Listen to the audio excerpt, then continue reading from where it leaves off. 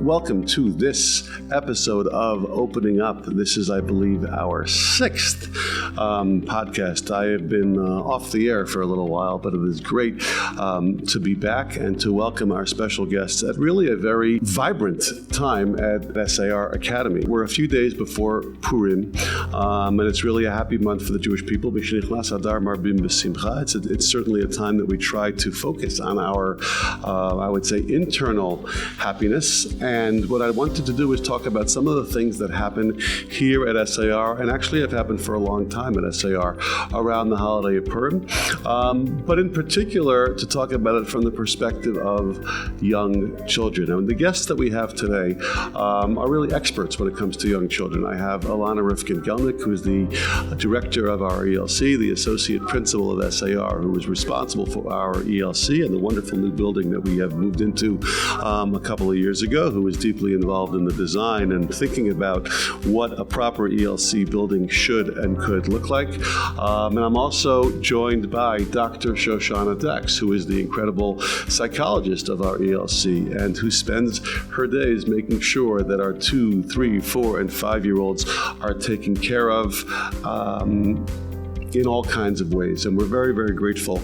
I am very grateful that you have decided to, or you've agreed really to join this podcast to talk about something that I think is important to all of us, to give people a window into what we do here, and some thought behind that. There's going to be some Torah, there's going to be some education, there's going to be some psychology. And just for the record, all of us hopefully will be able to contribute to all of those topics. So let's jump right in. Alana, how are you today? I'm great. I'm excited to be here. Great. It is, I think, 5 or 6 days before Purim. Tell me what it feels, what it looks like at SAR. So I love Purim in SAR, and it brings me back when I came for an interview here, Rabbi Krauss. You interviewed me in this exact room and were asking me lots of interesting questions. This used to be my office, I remember, yes. It was, and while we were interviewing, lots of people were coming in and out of your office. I mean, lots of people, lots of disruption and excitement. And people were asking you questions about Purim, about Topsy-Turvy Day. And people were asking you about Megillah reading.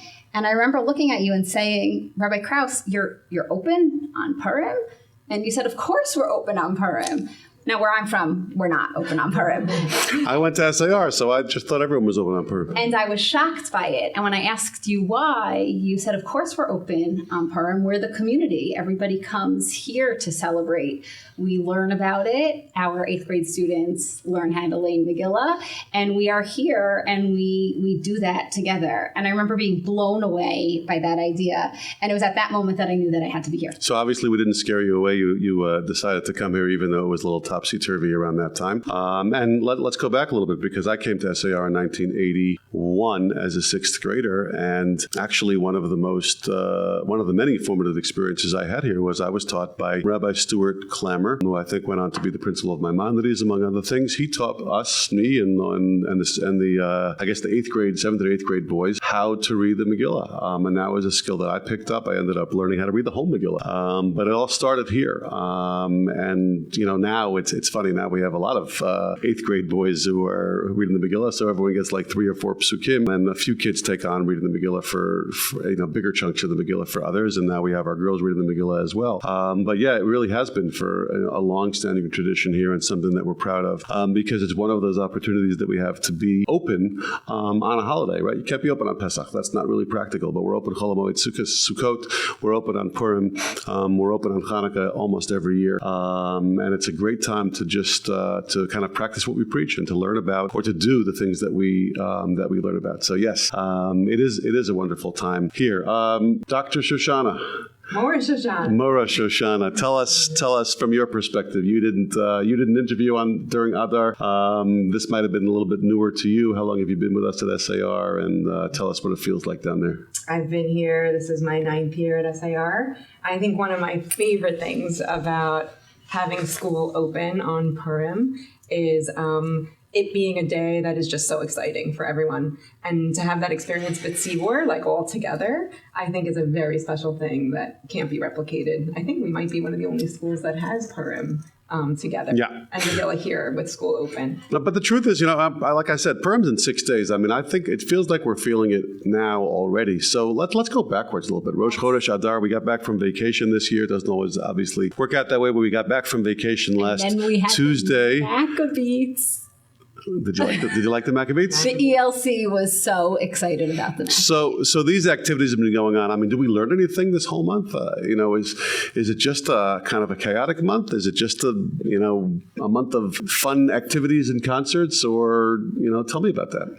You used the word vibrant at the beginning, at the intro. And I think it's exactly that. Adar is the most vibrant month here.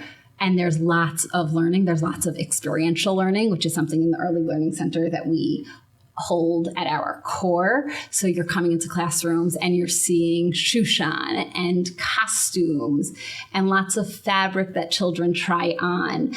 And we have special programming that really enhances that simcha, which is something we're trying to do throughout the month. So we did start with Maccabees. Mm-hmm. It was awesome. And we had a ventriloquist, and we're having pony rides. Why pony rides?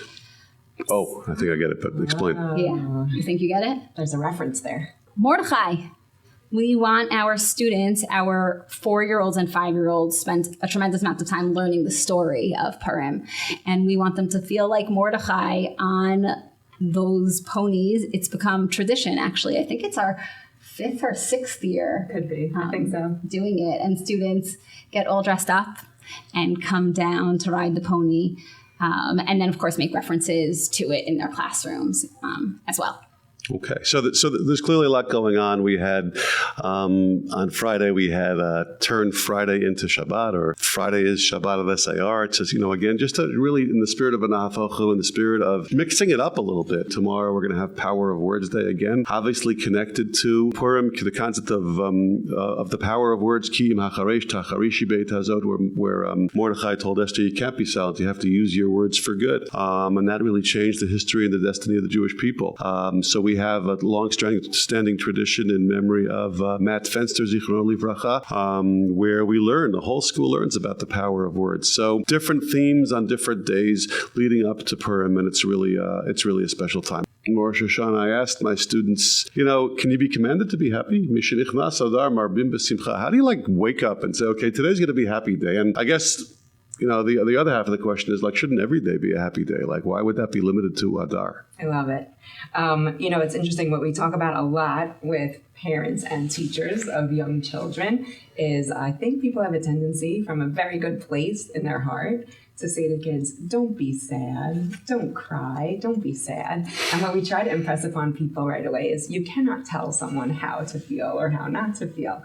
And we can almost flip that on its head here for Adar and say, how do we tell people, be happy, time to be happy? I really don't believe that a feeling is something we can command other people to feel. However, maybe the onus is on us to create a vibe, an atmosphere, an avira of something that feels joyous and special and different. And so how do you make something feel joyous, special, different? I think what we really need to create is something that's electric, something that's exciting. How do you do that for little kids and probably big kids too? I think it's turning things upside down on their head. School is a place that's usually so structured, so routinized.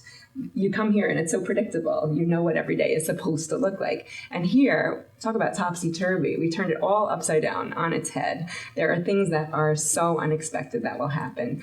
Teachers will switch and be instructors in other classrooms. You might have a concert in the middle of the day. Surprise, there's a ventriloquist in the basement.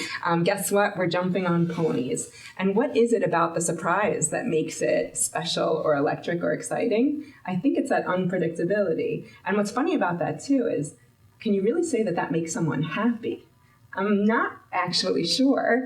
And why I think that there's so much value in it is that maybe what we're teaching kids is that you can feel two things at once.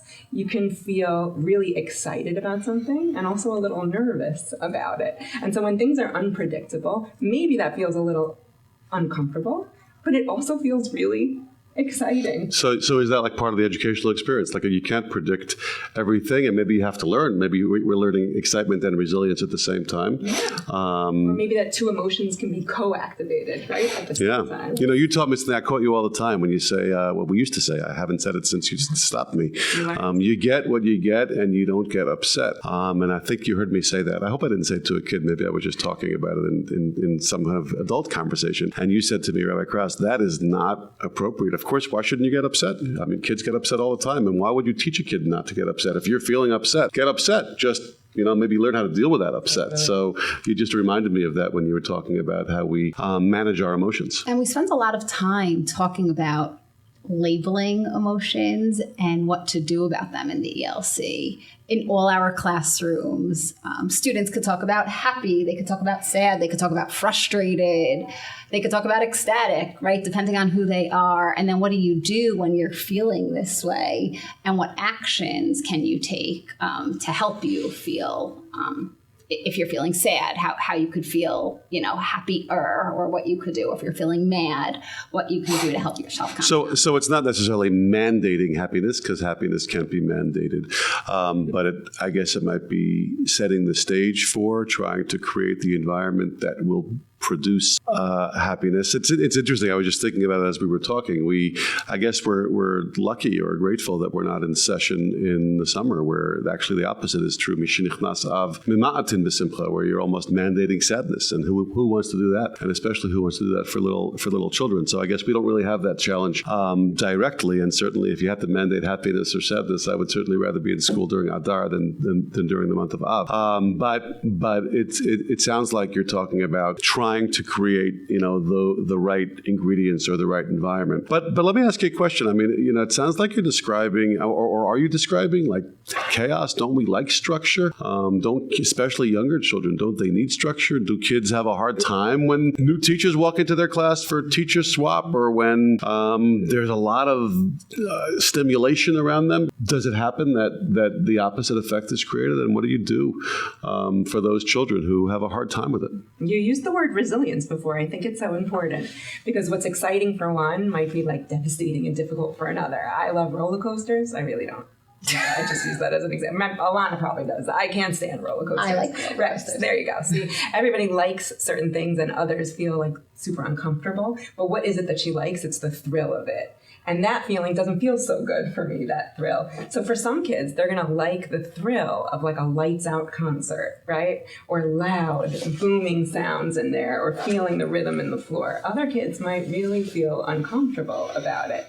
The same is true if you think about like this whole month, there's Purim carnivals. A carnival is incredibly overstimulating. Noise, crowds, costumes, things that can be really uncomfortable for some kids, and for others feels thrilling. It's an opportunity for all of us in the ELC to talk about how this might be exciting. That might be one thing you're feeling. Raise your hand if you might be feeling something else. Tell us what you're feeling. Look at that. Two people could be in the same experience and be feeling very different things. What can you do that will help? Would it help you if I was holding your hand? Would it help you if I gave you earphones to put on? Would it help you if we stood outside and watched that concert? And I just feel like it's a great way to put out there that we have these communal experiences. Not everybody experiences them the same way. I'm not going to make the mistake of assuming or saying everybody thinks this is awesome and exciting. And how can I make it something that is not just more comfortable for you, but maybe that you're able to enjoy?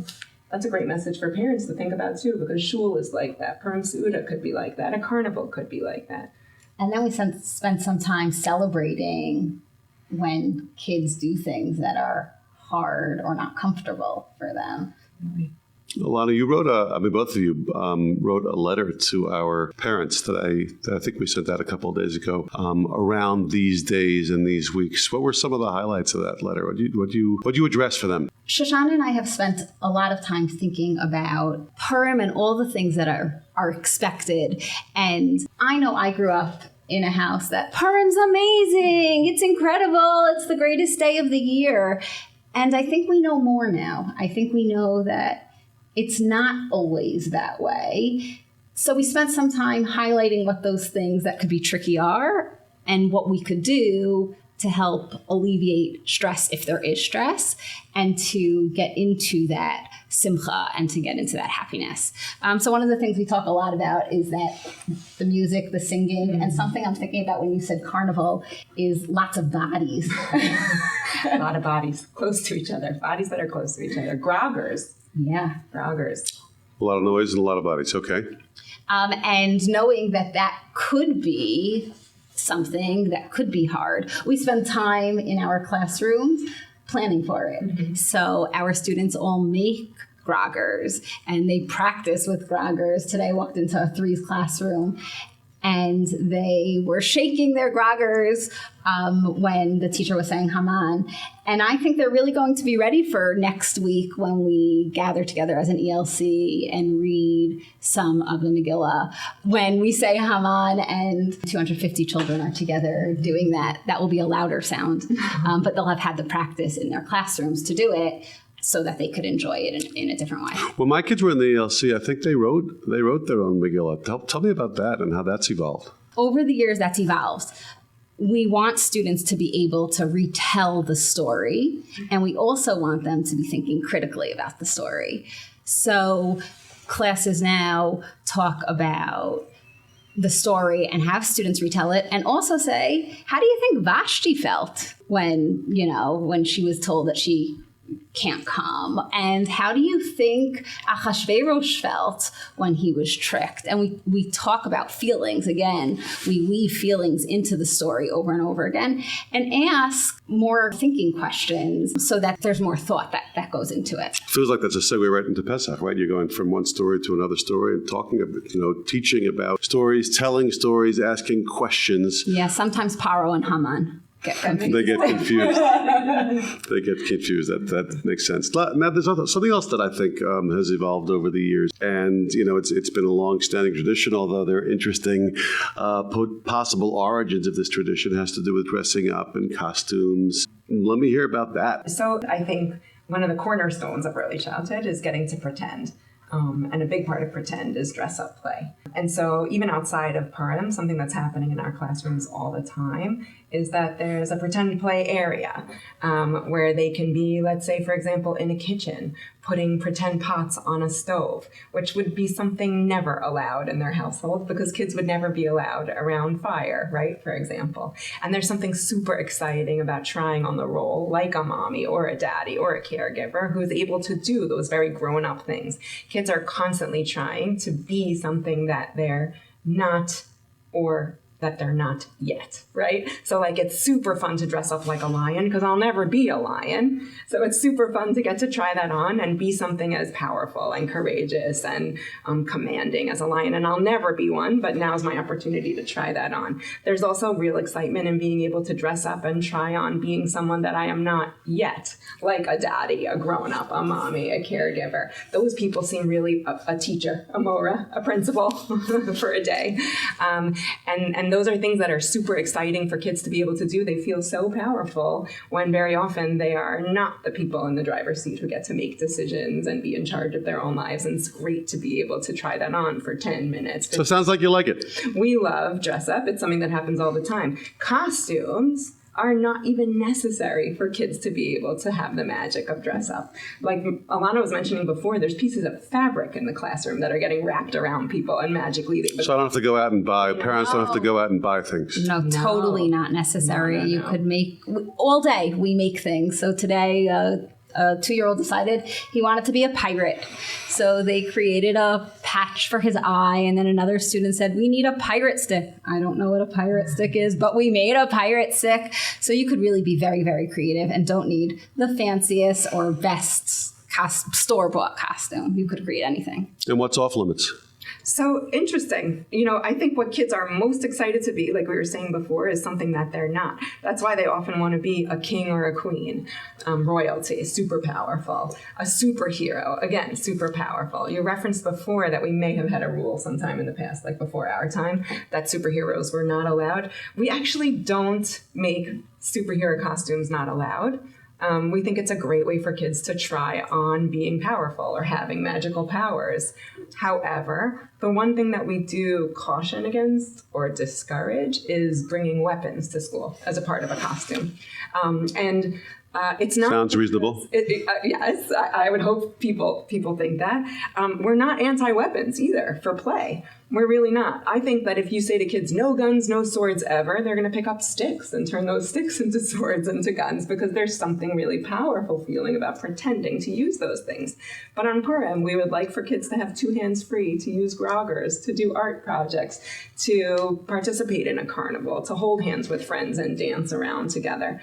And if you are overly focused on that awesome weapon that you brought in as a part of your costume, and it's always in your hand, then you're not going to be able to engage in and enjoy with everybody else some of those really nice Purim activities. Is the goal, and I know that we've talked about this, so, is the goal for kids to be in school on Purim so that, by 12:30 when they get home, they've fulfilled all the mitzvot of the day? Is that what we're trying to do? Or I would say, what can we encourage parents to do meaningfully around the holiday at home? Our students, from our youngest students to our oldest students, really internalize the mitzvot of the holiday. But it's more than that, like you said. So we really want children going home and delivering mishloach manot and preparing their mishloach manot with their families. And we want children to be excited about Seudah and to talk about what they bring to the Seudah, what they do there. And by the way, compare it to like a Shabbos meal, right? Because children are making meaning of all the experience that they're having. So this is a holiday that you don't like candles, right? Talk to your kids about that. Some holidays we do, some Beautiful. We don't. So we really use Purim as another opportunity to learn about another holiday, to learn about our customs, and then to fit them into their understanding of who we are as Jewish people. I think as kids get older, and I would say really at all ages, we can teach them. One of the things that I think is meaningful about this holiday is the fact that it's about people's role in making a difference in history, like we talked about before. It wasn't the supernatural miracle even of Hanukkah or of Pesach, of the sea splitting or the oil lasting 8 days, but it's about almost like political decisions, interpersonal decisions, dealing with challenging people, and figuring out how I can make a difference and how I can impact the community around me. So maybe that's also something that we can help our kids try to understand in terms of internalizing the messages of the holiday. Anything that you think our listeners can hear about in terms of how we think specifically about this holiday, but really about the feelings around Yom Tov that you think we haven't touched upon yet? There is one thing that I feel like Alana and I would feel it was especially important to go back and discuss, because we talked about how costumes a little while back. We talked a lot about how exciting it is and how important it is for kids to do dress up, and we neglected to really cover that there's this other complicated piece to costumes and dress up that can be uncomfortable for kids and would be important for parents to think about. Not all children are comfortable with the idea of using things to pretend that they are someone else, meaning who's behind that mask can be a very scary experience for a child. And so while we think that it's so funny, we might say, look how funny. They're not actually finding it very funny. It's usually those same kids who at Disneyland, you're so excited to take them to see the princesses and they are totally flipped out by it. Or at Sesame Place. Is that a particular age? No, I think that for most kids, they would feel comfortable understanding the non-permanence of a costume, that you could take off the mask and still be the same person inside. Probably by age 4, and for some kids that would still remain something uncomfortable. But for 2s and 3s, I do think that that's a challenge. And so assuming that they're going to love to see Elmo in costume is not an assumption that we should make. It can be very frightening to them to see somebody else dressed that way and be confused about who's there underneath, but also might prefer to not put on masks on themselves or full-bodied costumes that way on themselves. And that's why we've encouraged parents to really think about allowing children to experience dress up in any way that makes them most comfortable. They may not like to cover their face with a mask, and maybe they just want to wear a hat, or maybe they just want to take a tie from your closet. And I think that's the lesson, right? You asked, what could we take away? I think it's really to think about what your children need and to figure out meet them where they're at. Yeah, and to talk to them. Even our youngest students, talk to them, check in with them, ask them how they're feeling about it, give them choice. And I think that's something for Purim and generally that we could really work on. Okay, well, thank you very much for taking the time to have this discussion with me and by extension with all of those who will be tuning into this podcast before, during, after Purim. And to you, to your families, and to your students, I would like to wish you a pre-Purim Sameach, and may this Simcha that you bring to our children be extended to all the members of our community and beyond. Thank you.